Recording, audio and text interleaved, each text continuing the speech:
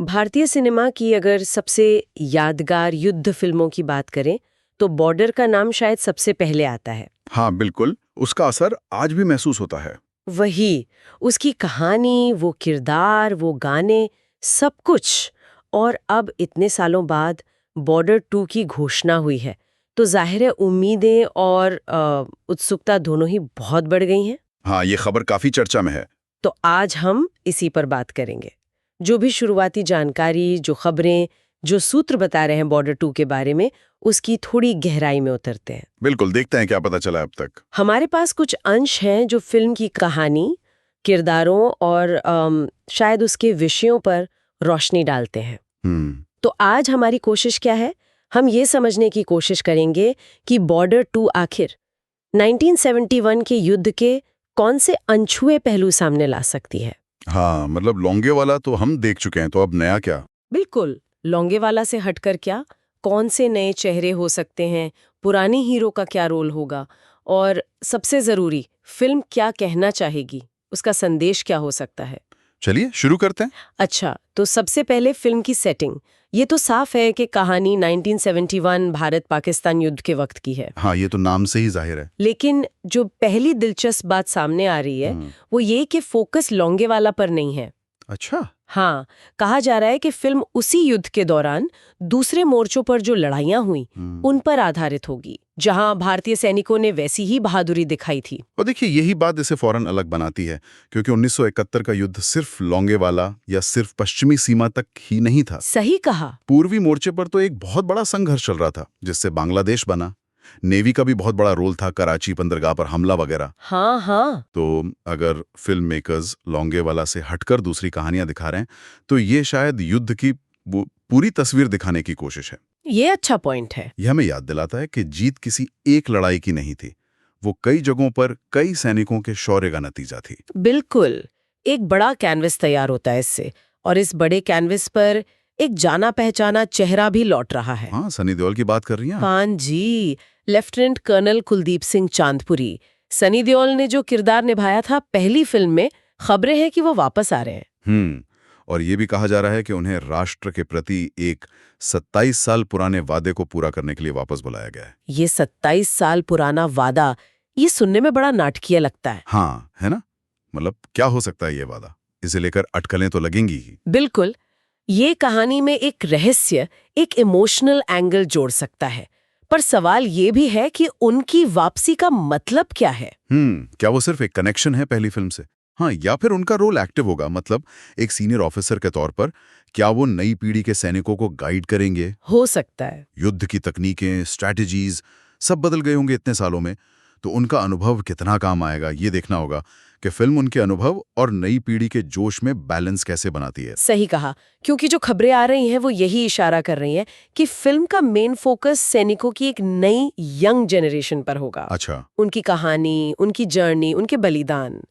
कहा जा रहा है कि इस नई टुकड़ी को लीड करेगा एक युवा बहादुर ऑफिसर, और इसके लिए वरुण धवन का नाम काफी चर्चा में है। हाँ, मैंने भी सुना है। और यहाँ एक और दिलचस्प बात है, कुछ अफवाहें हैं कि उनका किरदार शायद 1971 युद्ध के एक असली हीरो पर आधारित हो सकता है। कौन? मेजर होशियार सिंह दहिया, परमवीर चक्र विजेता। ओहो, परमवीर चक्र, भारत का सर्वोच्च वीरता पुरस्कार। हाँ अगर ऐसा है तो ये बहुत बड़ी बात है। हाँ, और इन युवा सैनिकों को सूत्रों के मुताबिक एक बहुत ही अहम सेक्टर की जिम्मेदारी मिलती है। ठीक है। जहां उन्हें दुश्मन के एक बड़े और मतलब वेल प्लान्ड हमले का सामना करना पड़ता है। तो ये उनके लिए एक बड़ी परीक्षा होगी। बिल्कुल, उनके साहस की, उनकी लीडरशिप की, उनके संकल्प की, उन्हें मुश्किल हालात में टिके रहना होगा। ये कुछ कुछ पहली बॉर्डर की याद दिलाता है ना। हाँ, जहाँ कम संसाधनों में भी असाधारण वीरता दिखाई गई थी। लेकिन यहाँ एक चुनौती भी है और एक मौका भी है। कैसे? देखिए, अगर वरुण धवन का किरदार वाकई मेजर होशियार सिंह जैसे परमवीर चक्र विजेता पर आधारित है, हाँ। तो ये उस वीर जवान को एक शानदार श्रद्धांजलि होगी। हाँ, वो तो है। लेकिन जैसा कि आपने कहा, खबरें ये भी हैं कि फिल्म सामूहिक वीरता और टीम वर्क पर जोर देगी। हाँ। तो सवाल ये है कि फिल्म एक परमवीर चक्र जैसे व्यक्तिगत हीरोइज्म और पूरी यूनिट के सामूहिक प्रयास में संतुलन कैसे साधेगी। ये बहुत वैलिड पॉइंट है। कहीं ऐसा ना हो कि एक हीरो की कहानी बाकी सैनिकों के योगदान को दबा दे, या फिर ये दिखाना होगा कि कैसे एक लीडर पूरी टीम को इंस्पायर करता है। ये बैलेंस ये कहानी कहने के लिए बहुत जरूरी होगा। बिल्कुल, बहुत अहम नुक्ता उठाया आपने। और ये कहानी सिर्फ जमीन पर लड़ने वालों की नहीं है, ऐसा लग रहा है। अच्छा, और क्या है? लगता है फिल्म युद्ध के एक और महत्वपूर्ण पहलू को छुएगी, इंडियन एयरफोर्स का रोल। अरे वाह, ये तो बढ़िया है। चर्चा है कि दिलजीत दोसांझ एक एयरफोर्स ऑफिसर का किरदार निभा रहे हैं। दिलजीत दोसांझ, इंटरेस्टिंग कास्टिंग है। हाँ, और यहाँ भी एक ऐतिहासिक कनेक्शन की बात हो रही है। शायद उनका किरदार फ्लाइंग ऑफिसर निर्मलजीत सेखों पर आधारित हो। निर्मलजीत सिंह सेखू, एयरफोर्स के अकेले परमवीर चक्र विजेता। जी हाँ, तो जाहिर है आसमान में उनकी जांबाजी जमीन पर चल रही लड़ाई के लिए बहुत क्रूशल साबित हो सकती है। बिल्कुल बिल्कुल। एयरफोर्स का आना कहानी को और बड़ा और कंप्लीट बनाता है। सही। 1971 के युद्ध में एयरफोर्स ने खासकर वेस्टर्न फ्रंट पर दुश्मन की कमर तोड़ने में बहुत बड़ा रोल निभाया था। हाँ, लोंगेवाला की असल लड़ाई में भी तो सुबह होते ही हंटर विमानों ने पाकिस्तानी टैंकों को ध्वस्त किया था। एग्जैक्टली। तो अगर फिल्म एयरफोर्स के योगदान को और खासकर फ्लाइंग ऑफिसर सेखो जैसे हीरो की कहानी को शामिल करती है, तो ये आर्मी और एयरफोर्स के बीच का कोऑर्डिनेशन, जिसे कंबाइंड आर्म्स वॉरफेयर कहते हैं, उसको दिखाने का शानदार मौका होगा। हाँ, ये दिखाता है कि मॉडर्न वॉर कैसे लड़ी जाती है। बिल्कुल, अलग अलग सेनाओं के ज्वाइंट एफर्ट से। और कुछ शुरुआती रिपोर्ट्स में नेवी के योगदान का भी जिक्र था। अगर वो भी शामिल होता है तब तो ये वाकई 1971 युद्ध का एक पूरा 360 डिग्री व्यू हो जाएगा। हाँ, एक त्रिआयामी चित्रण। तो अब तक जो जानकारी सामने आई है उससे तस्वीर ये बन रही है कि बॉर्डर टू लोंगेवाला का डायरेक्ट सीक्वल नहीं है। नहीं, ऐसा नहीं लगता। बल्कि ये उसी 1971 युद्ध के दौरान अलग-अलग मोर्चों, अलग-अलग किरदारों और सेना के अलग-अलग विंग्स के नजरिए से कहानी कहने की कोशिश है।